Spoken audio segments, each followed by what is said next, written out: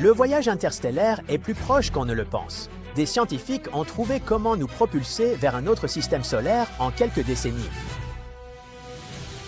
Actuellement, si nous essayons de voler vers une autre étoile, disons Proxima du Centaure, la plus proche, cela prendrait des dizaines de milliers d'années. Ouais, tous les vaisseaux spatiaux que nous avons construits sont aussi lents, mais les scientifiques essaient de changer cela. Il existe un projet appelé Breakthrough Starshot. Il a débuté en 2016 et l'idée est plutôt révolutionnaire. Au lieu de construire un gros vaisseau spatial lourd, ils veulent lancer quelque chose de minuscule et de super léger, bien plus petit que tout ce qu'on a vu auparavant.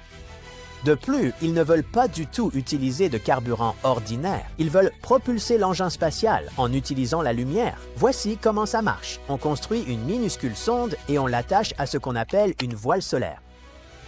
C'est en gros une feuille super fine qui ressemble à un miroir. Ensuite, de puissants lasers depuis la Terre la bombardent de lumière. Cette lumière pousse la voile vers l'avant comme le vent pousse un voilier, mais en bien plus rapide. Et comme la sonde est si légère, elle peut accélérer à des vitesses incroyables, des vitesses qui pourraient l'amener à Alpha du Centaure en environ 20 ans. Comparons cela à d'anciens engins spatiaux comme les sondes Helios de 1970. Elles auraient besoin d'environ 20 000 ans pour faire le même voyage. Alors ouais, cette invention pourrait être un bond technologique massif et il ne s'agit pas seulement d'aller vite. Si ça marche, on pourrait envoyer des sondes vers d'autres systèmes stellaires et obtenir de vraies données de près. Pour le moment, tout ce que nous avons dans la plupart des cas, ce sont des images de télescopes flous. À l'avenir, ce seront des clichés détaillés de planètes d'autres étoiles. Cela aiderait à en trouver de type terrestre. Mais comment propulser un engin spatial avec de la lumière? Les scientifiques travaillant sur Breakthrough Starshot construisent ce qu'ils appellent un moteur à photons. En termes simples, c'est un système qui projette un faisceau de lumière extrêmement puissant pour lancer de minuscules engins dans l'espace lointain. Au début, ça semble bizarre, n'est-ce pas? Après tout, un pointeur laser ordinaire ne peut même pas faire bouger une plume. Mais que se passe-t-il si on change d'échelle? Ça change tout. La lumière est faite de minuscules particules appelées photons. Ils n'ont pas de poids, mais ils transportent une quantité de mouvement. Cela signifie que lorsqu'ils frappent quelque chose, ils lui donnent une petite poussée, si infime qu'on ne la remarquerait jamais.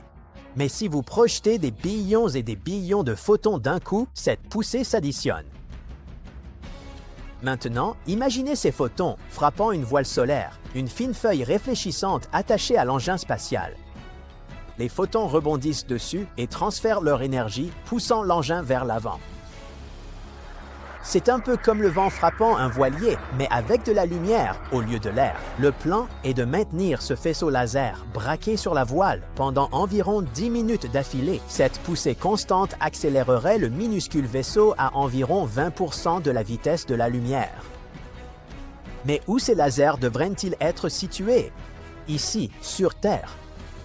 Imaginez quelque chose de la taille d'une immense ferme solaire, mais au lieu de capter la lumière, elle la projette. Toute la structure comprendrait des tonnes de petits lasers serrés, chacun produisant environ 45 watts de puissance, juste assez pour faire fonctionner un petit appareil électronique. Ensemble, ils se combinent en un seul faisceau ultra puissant. Ce système est spécifiquement conçu pour les voyages spatiaux. Il n'est pas censé être dangereux pour les gens ni utilisé à des fins militaires. C'est juste une toute nouvelle façon de lancer quelque chose en se passant de carburant et en utilisant la lumière pure pour pousser. En même temps, l'énergie du faisceau frappant un oiseau, un avion ou un vaisseau serait environ 100 fois plus forte que la lumière du soleil sur Terre. À ce niveau, cela pourrait surchauffer un oiseau et endommager ses yeux. Pour les avions et les satellites, cela pourrait aussi causer de graves problèmes de chauffe et aveugler temporairement leurs capteurs. De plus, pour réussir un tel exploit, vous savez, atteindre une autre étoile comme Alpha du Centaure en environ 20 ans, tout doit être extrême. Pas seulement les lasers, le vaisseau spatial lui-même doit être incroyablement léger. Chaque pièce a une limite d'environ 1,1 g. Cela inclut la minuscule puce et la voile solaire qui captent le faisceau laser. À titre de comparaison, un cent américain pèse environ 2,5 g, donc chaque composant doit peser moins de la moitié d'un cent. C'est pratiquement rien. Et la voile reste immense pour des micro-standards. Elle doit faire environ 10 mètres carrés. Alors pour rester aussi légère, elle doit être incroyablement fine, environ 200 nanomètres d'épaisseur. C'est environ 1000 fois plus fin qu'un cheveu humain. À ce stade, cela ressemble moins à une feuille qu'à un film flottant. Mais avec une telle voile, une simple poussée laser pourrait envoyer un vaisseau sur Mars en environ 32 heures. C'est plus rapide que tout ce que nous avons jamais lancé. Mais construire ces voiles n'est pas facile. Elles sont fragiles, coûteuses et lentes à produire. Ainsi, dans une étude de 2024, une équipe de scientifiques a tenté quelque chose de différent. Ils ont utilisé l'IA pour concevoir la voile, au lieu que des humains ne la dessinent à la main. Leur objectif était de la rendre bon marché, rapide et évolutive. L'IA a commencé à ajuster la structure, ajoutant de minuscules trous dans la voile pour contrôler la façon dont la lumière rebondit. Ces trous aident à améliorer la réflectivité et rendre la poussée du laser plus efficace. Au début, le design semblait étrange. C'était comme un amas aléatoire de motifs en forme de patate. Mais l'équipe a ensuite réalisé que ce n'était pas du tout aléatoire. La forme suivait un modèle mathématique bicentenaire appelé réseau pentagonal. Ce système agence des formes répétitives pour s'emboîter parfaitement sans vide. Cette découverte les a aidés à transformer un problème d'ingénierie complexe et apparemment insoluble en quelque chose qui peut être fabriqué très rapidement, potentiellement en un seul jour. De plus, le coût serait nettement inférieur à celui d'auparavant. Mais malgré tous ces progrès, une mission Starshot à grande échelle n'est toujours pas prête. Les scientifiques disent que la plupart des problèmes physiques ardus sont résolus, mais le vrai défi est de tout mettre à l'échelle. Certains labos testent déjà des parties du système laser, mais le lancement d'une vraie sonde interstellaire est encore loin. Pour l'instant, les chercheurs sont enthousiasmés par les voyages rapides dans notre propre système solaire, car si une voile solaire pouvait atteindre Mars en environ 1 jour et demi, cela changerait tout ce que nous pouvons faire dans l'espace. Et peut-être qu'à l'avenir, nous pourrons aussi utiliser d'autres moyens de voyage spatial ultra rapides qui restent hypothétiques pour le moment, comme les trous de verre. Un trou de verre est essentiellement un raccourci intégré à l'espace. Au lieu de parcourir le long chemin à travers l'univers, on pourrait, en théorie, relier deux points éloignés par un tunnel à travers l'espace-temps. On entre par une extrémité et on ressort ailleurs, peut-être même dans une autre galaxie. Imaginez l'espace comme une feuille plate. Pliez cette feuille et percez deux trous à différents endroits. Reliez ensuite ces trous par un tunnel et vous obtenez quelque chose comme un trou de verre et le tunnel serait le raccourci. Le gros problème est la stabilité. Les mathématiques prédisent qu'un trou de verre s'effondrerait immédiatement sans un maintien externe. Cela nécessiterait des formes d'énergie exotiques que nous n'avons jamais contrôlées. Sans cela, le tunnel se refermerait brusquement. Une autre idée est le moteur à distorsion d'Alcubierre. Au lieu de traverser l'espace, il essaie de déplacer l'espace lui-même. Un vaisseau spatial se trouverait à l'intérieur d'une bulle. L'espace devant lui serait comprimé et l'espace derrière lui s'étirerait. Le vaisseau ne se déplacerait pas techniquement localement. Il serait transporté par l'espace qui se déplace autour de lui. De l'extérieur, cela pourrait paraître plus rapide que la lumière, bien que le vaisseau ne dépasse jamais la limite de vitesse normale dans sa propre bulle.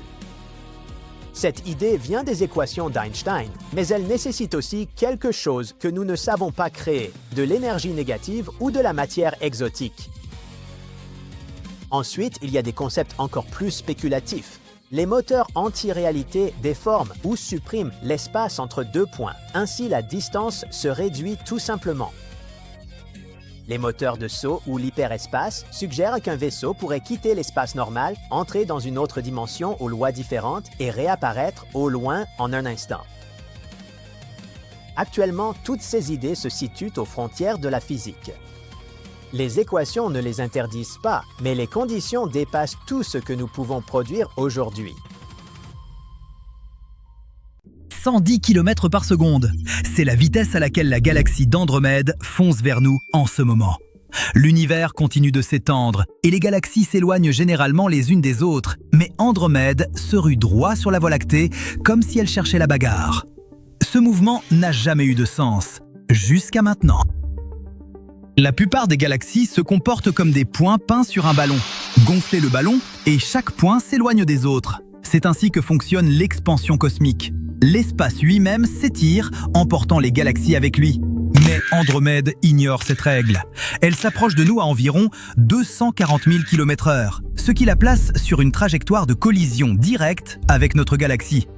Les scientifiques connaissaient cette future collision depuis des années, mais n'ont jamais pleinement compris pourquoi Andromède surpassait l'expansion de l'univers. Aujourd'hui, ils ont découvert que les deux galaxies se trouvent au sein d'une immense nappe plate de matière noire. On ne peut pas la voir, mais on peut voir ce qu'elle attire, car elle possède une gravité. Au lieu de former une sphère nette autour des galaxies, cette matière noire s'étale comme une gigantesque crêpe, sur des millions d'années-lumière. Et cette forme plate change tout. La gravité fonctionne comme la tension dans un élastique étiré. Posez une boule dessus, la surface se creuse. Faites rouler une bille à côté, elle dévie vers la boule lourde. La Voie lactée et Andromède reposent sur la même nappe étirée de matière noire. Cette nappe n'attire pas uniformément dans toutes les directions comme le ferait une sphère. Elle attire plus fortement le long de son plan. Cette traction inégale ralentit le mouvement des galaxies voisines et tire Andromède vers l'intérieur. Et l'espace ne contient pas seulement des galaxies, mais aussi d'énormes régions vides appelées vides cosmiques. Ces régions s'étendent plus vite que la moyenne, car elles contiennent moins de matière. En s'étirant, elles repoussent la matière vers leur bord et forment des murs denses de galaxies et de matière noire. La Voie lactée et Andromède se trouvent près d'un de ces murs cosmiques. Plus le vide s'étend rapidement, plus il canalise la matière dans la structure environnante. Et cela redéfinit la façon dont la gravité agit dans notre voisinage.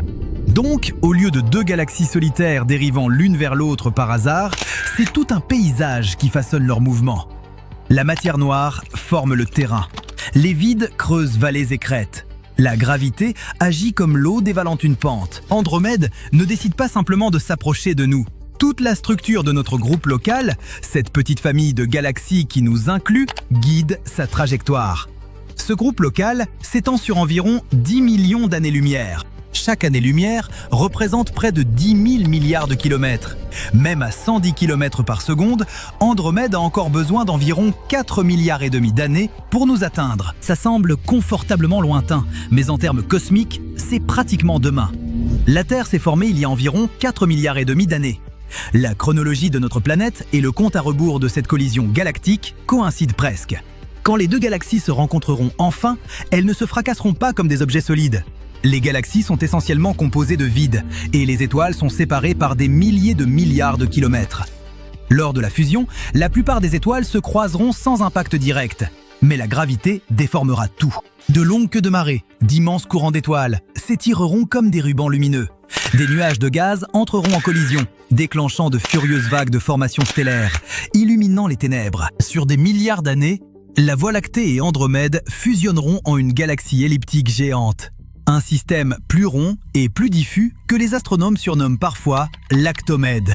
Très bien, mais qu'en est-il de nous? Le système solaire survivra probablement au chaos, mais il ne sera pas épargné. Notre position dans la galaxie pourrait changer radicalement. Nous pourrions nous éloigner du centre galactique ou basculer sur une orbite entièrement nouvelle. Le ciel nocturne se transformera. Andromède apparaît déjà comme une tache diffuse à environ 2,5 millions d'années-lumière. Au cours des prochains milliards d'années, elle deviendra plus grande et plus brillante, jusqu'à dominer la moitié du ciel. Les étoiles se disperseront en de nouveaux motifs. Les constellations perdront leur forme. Le ciel que verront vos descendants ne ressemblera pas à celui au-dessus de vous ce soir. Pendant des décennies, les scientifiques ont supposé qu'Andromède s'approchait de nous, simplement parce que la gravité entre les deux galaxies surpassait l'expansion à courte distance. Cette explication fonctionnait, mais elle laissait des zones d'ombre. Pourquoi cette vitesse exacte? Et pourquoi cette trajectoire précise? Les nouvelles recherches montrent que le mouvement ne vient pas seulement de deux galaxies s'attirant mutuellement. Il provient de toute une architecture invisible. Des nappes de matière noire et des vides en expansion façonnant l'espace comme un échafaudage derrière un bâtiment. La matière noire reste l'un des plus grands mystères de la physique. Elle n'émet pas de lumière et les télescopes ne peuvent pas la photographier directement. Les scientifiques la détectent en observant la rotation des galaxies. Les étoiles en bordure des galaxies se déplacent plus vite que la matière visible seule ne le permettrait. Quelque chose d'invisible ajoute de la gravité. Ce quelque chose constitue environ 85% de toute la matière de l'univers. La matière ordinaire, tout ce que vous pouvez toucher, ne représente qu'environ 15%. Nous vivons dans la matière minoritaire. En fait, de nouvelles recherches suggèrent que même le trou noir supermassif au cœur de notre Voie lactée serait un amas supermassif mais compact de matière noire.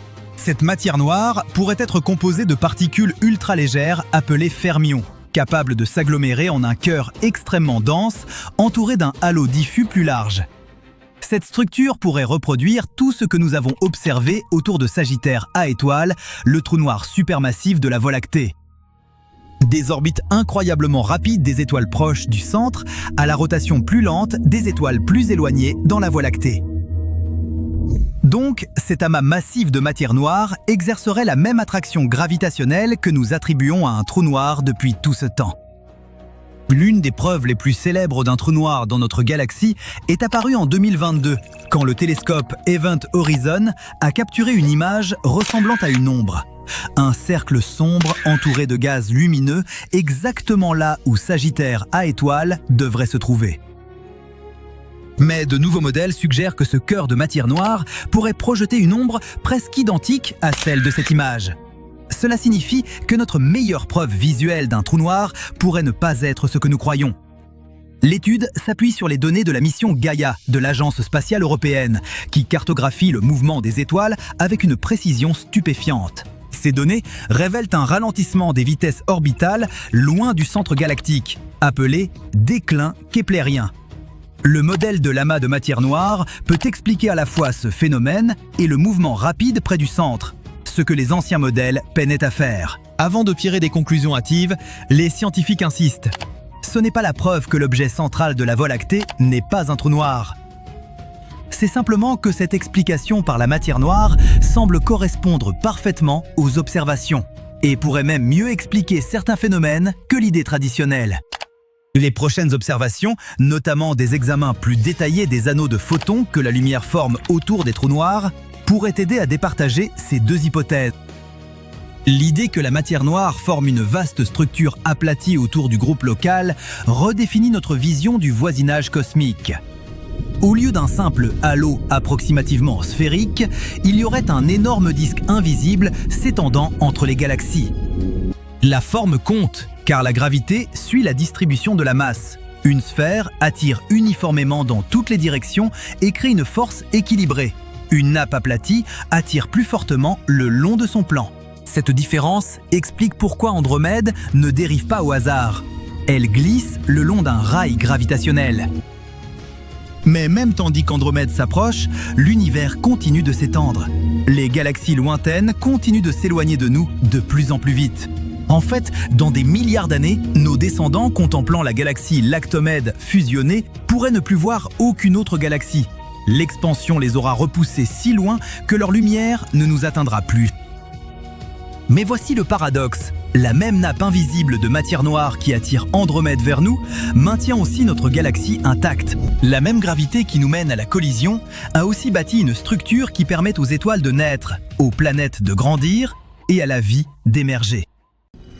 Des astronomes viennent de repérer un astéroïde faisant environ 8 terrains de football. Il tourne si vite qu'il fait un tour complet en moins de 2 minutes, ce qui en fait l'astéroïde le plus rapide jamais trouvé dans sa catégorie. Si ce gaillard percute la Terre, les conséquences seront... Disons que tout le monde s'en apercevra. Tu m'étonnes.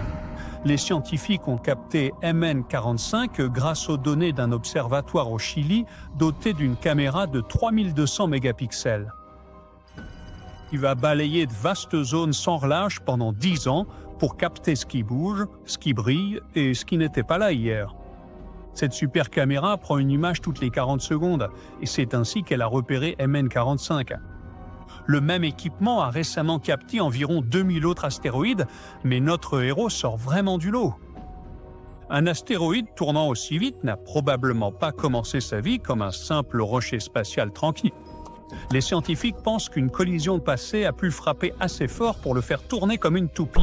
Et si l'impact a été assez violent, M45 n'est peut-être pas l'astéroïde d'origine, mais un fragment d'un objet parent bien plus grand, un morceau d'un monstre brisé il y a longtemps. Tourner vite dans l'espace n'est pas qu'un exploit, c'est dangereux car la rotation crée une tension qui tente de disloquer l'astéroïde. Si un rocher spatial n'a pas assez de force interne, il ne reste pas d'un seul bloc. Il se fragmente en petits morceaux comme un biscuit qui se casse quand on le tord trop fort. C'est pourquoi la plupart des astéroïdes ne tournent jamais aussi vite. La plupart ne sont pas des blocs solides. Ce sont des amas de décombres, du gravier spatial, maintenus par une faible gravité, comme un tas de cailloux flottants. Les astronomes ont établi une sorte de limite de vitesse pour les astéroïdes. Dans la ceinture principale entre Mars et Jupiter, un amas de décombres doit tourner en plus de 2,2 heures pour rester intact. Au-delà de cette vitesse, on entre dans la zone de danger. Donc, si un astéroïde tourne plus vite que cette limite tout en restant gros, c'est un indice majeur. Il doit contenir des matériaux très résistants, comme de la roche solide ou quelque chose de plus dense. Car s'il était fragile et friable comme la plupart des astéroïdes, il ne tournerait pas. Ce ne serait déjà plus qu'un nuage de débris. La bonne nouvelle, c'est que cet astéroïde de roche dure ne se dirige pas vers la Terre. Il se trouve à une distance sûre là-haut dans la ceinture d'astéroïdes. Et son existence même suggère quelque chose de terrifiant. Si un objet aussi gros et extrême est passé inaperçu jusqu'ici, qu'est-ce qui pourrait encore se cacher là-bas ? Peut-être que la vraie menace n'est pas cet astéroïde record, mais une zone d'ombre. Des simulations montrent qu'une nuée d'astéroïdes tueurs de cités pourrait rôder près de Vénus, comme des pickpockets cosmiques. Comme leur nom l'indique, ces astéroïdes sont assez gros pour détruire une ville entière. S'ils sont si difficiles à repérer, c'est qu'ils se cachent dans la lumière du Soleil. Depuis la Terre, la zone proche du Soleil est si lumineuse que les objets près de l'orbite de Vénus se fondent dans l'éclat. C'est comme chercher un chat noir dans le noir alors qu'on vous pointe une lampe torche dans les yeux. Et c'est là que ça devient personnel, car l'humain adore prétendre qu'il contrôle l'espace. Mais ces astéroïdes cachés près de Vénus s'en fichent. Leurs orbites peuvent dévier lentement avec le temps à cause de la gravité, et l'un d'eux pourrait finir par croiser la trajectoire de la Terre. Pas aujourd'hui, ni demain, mais un jour. Et pour un astéroïde, ce jour arrive toujours plus vite qu'on ne le pense. Parlons maintenant d'un type d'astéroïde dangereux totalement différent, Bennu. Bennu n'est pas un bloc de roche solide comme M45. Bennu est un amas de décombres, un astéroïde géocroiseur friable d'environ 500 mètres de large. Il est célèbre parce que la NASA s'y est rendue. La mission Osiris-Rex a prélevé des échantillons et les a rapportés sur Terre. Et ce que les scientifiques ont découvert à l'intérieur était tout simplement stupéfiant. Il y avait des éléments liés à la vie, dont des sucres comme le ribose et le glucose, une matière organique gommeuse et de la poussière d'étoiles. Sur Terre, le ribose aide à former l'ARN et le désoxyribose aide à former l'ADN. L'ADN et l'ARN sont en quelque sorte les manuels d'instruction de la vie. Ils stockent des informations comme un disque dur stocke des fichiers. Mais ne vous emballez pas, trouver ces sucres sur Bennu ne signifie pas qu'il y avait de la vie, hein. Mais cela prouve que les briques élémentaires de la biologie n'étaient ni rares ni spéciales. Elles étaient partout, flottant dans le système solaire primitif. Des scientifiques ont déjà trouvé du ribose dans 2 météorites tombées sur Terre. Ce n'est donc pas si inhabituel. Tout ça est fascinant et inoffensif, mais Bennu a aussi un côté effrayant. Il est peu probable qu'il frappe la Terre, mais on le surveille car il y a un risque infime d'impact à la fin du XXIe siècle, vers 2182. Si Bennu frappait, il n'exterminerait pas les dinosaures, mais il déréglerait le climat, dévasterait des régions et aurait des effets mondiaux selon le point d'impact. Bennu nous rappelle que l'espace peut apporter les ingrédients de la vie, mais aussi le pouvoir de l'effacer. Et si vous voulez d'autres exemples, l'espace regorge d'astéroïdes fascinants, hein. Prenez Cérès, d'abord classée comme planète, puis rétrogradée en astéroïde, avant de redevenir une planète naine.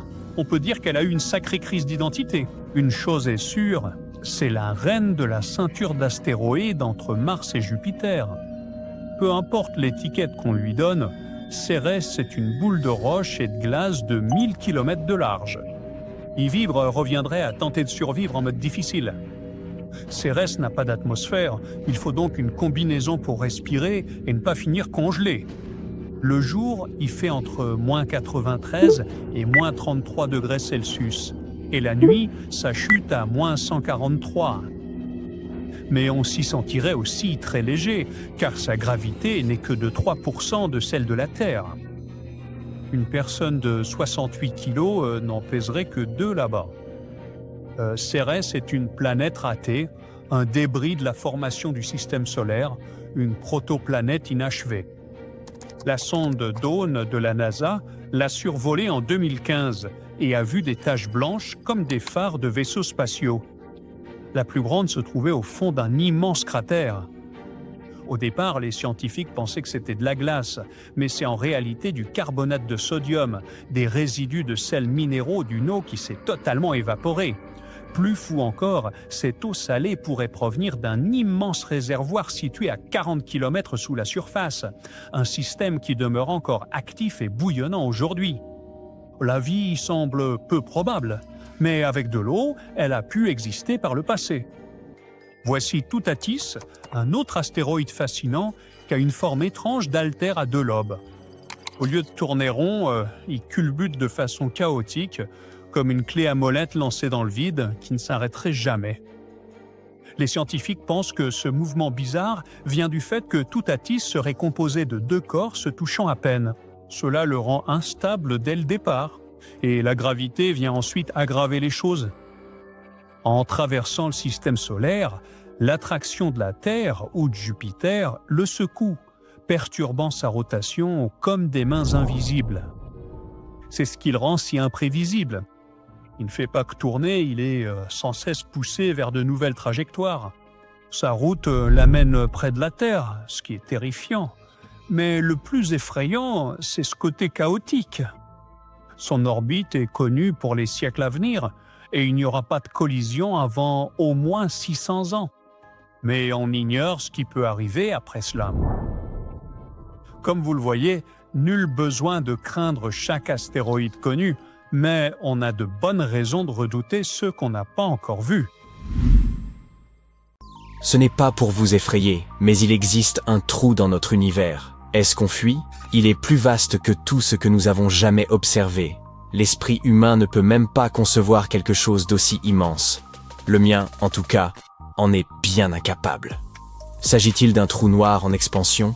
Notre système solaire risque-t-il d'être aspiré par ce gigantesque vide? Est-ce que j'exagère? Tentons d'y voir plus clair. L'univers n'est pas uniformément rempli de matière. D'immenses vides représentent environ 80% de son volume. Notre propre Voie lactée se trouve même à l'intérieur de l'un d'eux, connu sous le nom de vide KBC. Mais l'une de ces cavités se distingue particulièrement. Il s'agit du vide du Bouvier, souvent surnommé le Grand Vide. C'est une immense bulle d'espace, presque totalement vide, située loin dans la constellation du même nom. Sa taille phénoménale rend cette formation quasi inimaginable. Le vide du Bouvier s'étend sur 330 millions d'années-lumière. À titre de comparaison, notre système solaire mesure à peine plus de 3 années-lumière de largeur. Pourtant, le vide du Bouvier contient très peu de galaxies. Comparé au reste de l'univers, il est pratiquement vide, ce qui en fait l'une des plus grandes cavités connues et l'un des espaces les plus dénués de matière jamais découverts. Si notre galaxie se trouvait à l'intérieur de ce vide, nous n'aurions aperçu aucune autre galaxie pendant une grande partie de l'histoire. Jusqu'aux années 1960, nos télescopes n'étaient tout simplement pas assez puissants pour les détecter, tant elles étaient lointaines et diffuses. Ce n'est qu'à cette époque, grâce à l'amélioration des instruments, que nous avons pu enfin observer des galaxies extrêmement éloignées et peu lumineuses. Si nous avions vécu à l'intérieur de ce vide, ce serait alors seulement que nous aurions compris l'existence d'autres galaxies. Mais tentons de résoudre une question cruciale. Comment de tels vides gigantesques se forment-ils? Après le Big Bang, toute la matière de l'univers a commencé à se disperser, mais pas de manière parfaitement homogène. De minuscules différences aléatoires, appelée fluctuation quantique, faisait que certaines régions contenaient un peu plus de matière que d'autres. Les zones plus denses exerçaient une gravité plus forte et attiraient encore davantage de matière. Progressivement, d'autres régions se sont retrouvées presque vides. C'est ainsi que les galaxies se sont regroupées et que d'immenses trous ont vu le jour entre elles. Au fil du temps, les galaxies ont également exercé une attraction mutuelle, se reliant en structures longues et filiformes appelées filaments. Ces derniers se sont assemblés pour former une immense toile à l'échelle de l'univers. Les galaxies se sont concentrées le long de ces fils, tandis que les vides intermédiaires sont devenus des trous, à la manière des bulles dans une mousse. Les vides plus petits ont progressivement fusionné pour en créer de plus grands, permettant ainsi la formation de régions colossales comme le vide du Bouvier. Aujourd'hui, filaments et vides constituent les plus vastes structures de l'univers, les filaments étant plus chauds et énergétiques, tandis que les vides restent froids et dépourvus de matière. Le vide du Bouvier est prodigieusement vaste. Il représente environ 0,35% du diamètre de l'univers observable. Pourtant, à l'intérieur de cet espace gigantesque, on ne dénombre qu'environ 60 galaxies, principalement disposées en une forme tubulaire traversant le centre. Une région de cette taille contiendrait normalement près de 2000 galaxies. Ce vide est également entouré d'amas massifs de galaxies, tels que la Grande Ourse, Chapelet, Hercule, la Couronne boréale et le Bouvier, ce qui rend l'absence de matière en son centre encore plus frappante. Les chercheurs ont d'abord remarqué ces vastes espaces vides et ces grands ensembles de galaxies dans les années 1970, lorsque de nouvelles technologies leur ont enfin permis de visualiser l'univers en 3 dimensions. Quant au vide du Bouvier, il fut découvert en 1981 par l'astronome américain Robert Kirshner, de l'Université du Michigan, laquelle possède également une équipe de football américain respectable. À cette époque, lui et son équipe cartographièrent l'univers en 3D en mesurant la vitesse d'éloignement des galaxies, selon une méthode appelée relevé de décalage vers le rouge. Au cours de cette étude, ils remarquèrent quelque chose d'étonnant. Une immense région de l'espace où presque rien n'apparaissait. C'était, sur la carte cosmique, un vide gigantesque. Les scientifiques écartèrent rapidement certaines hypothèses. Le vide du Bouvier n'est pas un trou noir, car il contient quelques galaxies, bien moins que prévu, mais existantes. Il ne s'agit pas non plus d'une nébuleuse obscure, ce nuage dense de gaz et de poussière qui bloque la lumière. Le vide du Bouvier ne dissimule pas de galaxies, elles sont simplement très rares à la base. Le vide du Bouvier permet aux savants de mieux comprendre comment l'univers se transforme et se développe. Sa quasi-vacuité en fait un lieu idéal pour étudier l'énergie noire. Notre univers se compose de matière normale, de matière noire et d'énergie noire. La matière normale regroupe tout ce que l'on peut observer à l'œil nu ou avec des instruments, représentant environ 5% de l'univers. La matière noire en constitue environ 27%, tandis que l'énergie noire en occupe 68%.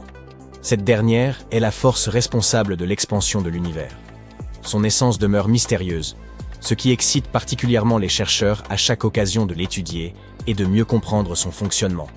Les vides sont également précieux pour l'étude des neutrinos, de minuscules particules capables de traverser l'espace sans être arrêtées. On les surnomme souvent « particules fantômes », tant il est difficile de les détecter. Elles traversent l'espace et nos corps sans laisser de traces. Actuellement, des milliards de neutrinos traversent votre corps et vous ne ressentez rien. Ces particules se forment dans des régions riches en énergie, comme le Soleil, les étoiles en pleine explosion ou les centrales nucléaires. Elles sont omniprésentes, juste après les particules de lumière en abondance dans l'univers. Ce qui rend les neutrinos particulièrement étranges, c'est leur capacité à changer de type pendant leur trajet. Ils existent en 3 variantes et peuvent passer d'un type à l'autre en se déplaçant. Les chercheurs ignorent encore leur masse exacte et quelle variété est la plus lourde. Mieux les connaître pourrait éclairer le fonctionnement de l'univers. Avec le temps, les missions spatiales examineront de près ces vastes régions vides. En confrontant leurs observations aux prédictions informatiques, les scientifiques espèrent mieux comprendre les neutrinos et approfondir leur connaissance du fonctionnement de l'univers. L'une de ces missions, Euclide, recueillera des données pour étudier le vide du Bouvier, ainsi que d'autres vides cosmiques comparables. La mission Euclide consiste à explorer l'univers sombre en établissant une immense carte 3D de l'espace, observant des milliards de galaxies jusqu'à 10 milliards d'années-lumière et couvrant une vaste portion du ciel. On sait que l'énergie noire accélère l'expansion de l'univers et que la matière noire favorise la formation et la cohésion des galaxies. Cependant, leur nature exacte reste inconnue. En observant l'évolution de l'univers au cours des 10 derniers milliards d'années, Euclide aide les scientifiques à comprendre le développement de l'espace, la formation des galaxies et la véritable nature de l'énergie noire, de la matière noire et de la gravité. Euclide mesure environ 5 mètres de hauteur pour 4 mètres de largeur. Il comprend 2 parties principales. L'une assure le fonctionnement de l'engin, notamment l'alimentation, les ordinateurs et la navigation, tandis que l'autre abrite le télescope et 2 caméras. L'une photographie la lumière visible, celle que nos yeux perçoivent, et l'autre observe la lumière infrarouge, permettant aux chercheurs de détecter des galaxies lointaines. Euclide a été lancé depuis la Floride sur une fusée Falcon 9 en juillet 2023 et a officiellement commencé ses observations scientifiques en février 2024. Il orbite désormais loin de la Terre, à près d'1 600 000 km, et se maintient dans un emplacement précis de l'espace où il accompagne la Terre dans sa révolution autour du Soleil. Cela stabilise sa vue et facilite l'étude de l'univers. Sa mission est prévue pour durer environ 6 ans, mais elle pourrait se prolonger si le carburant le permet. En octobre 2024, Euclide a publié la première partie de son immense carte de l'univers. Progressivement, il balayera plus d'un tiers du ciel en dehors de notre galaxie, la Voie lactée, capturant des milliards de galaxies, certaines si lointaines que leur lumière a mis jusqu'à 10 milliards d'années pour nous parvenir. Les images obtenues par la sonde sont environ 4 fois plus nettes que celles produites par les télescopes terrestres. Euclide analyse également la lumière en détail afin de déterminer la composition des galaxies et de suivre leurs mouvements. Il réalisera ses observations pour des centaines de millions de galaxies, constituant ainsi une immense bibliothèque de données cosmiques, l'une des plus vastes jamais établies par une mission spatiale. Au fait, Euclide a été nommé en hommage au célèbre mathématicien grec qui contribua à l'élaboration de la géométrie, l'étude des formes et de l'espace. Ce choix reflète l'idée que comprendre la structure de l'univers permet de mieux expliquer la répartition de la matière et de l'énergie dans l'espace. Vous voilà maintenant informé.